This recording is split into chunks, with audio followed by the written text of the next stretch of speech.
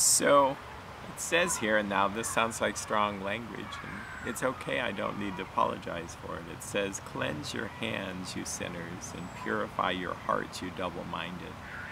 Lament and mourn and weep. Let your laughter be turned to mourning and your joy to gloom. Humble yourselves in the sight of the Lord, and He will lift you up."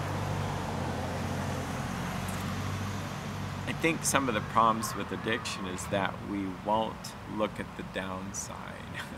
We will just ignore it, and then we end up being in trouble.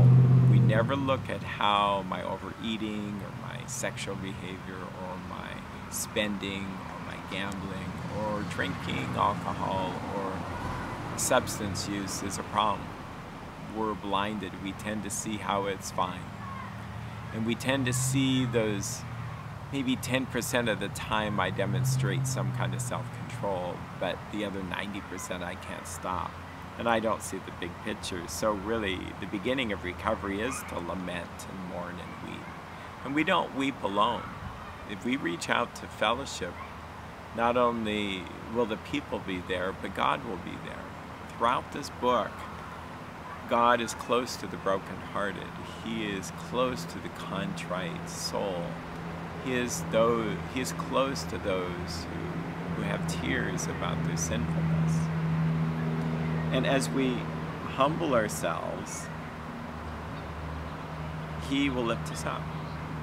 And it says, humble ourselves in the sight of the Lord. So there's other types of humility. There's false humility, but there's a humility where we go to our Creator, the one who created this whole world, ourselves, everything, and say, "I'm sorry, but I can't do this. This is beyond me. I have no more strength. I don't have any more ideas. I don't even feel like I have the will to go on. So here's my will, here's my life, here's my everything." The phrase "whatever," I've heard people use this in a sarcastic way, whatever. But in a positive way, it means whatever you want to do. I'm done. I've given up. I've surrendered.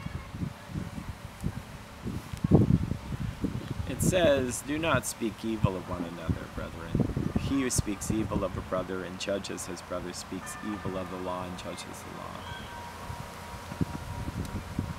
So, if I start to look at other people and criticize other people, I'm losing grace.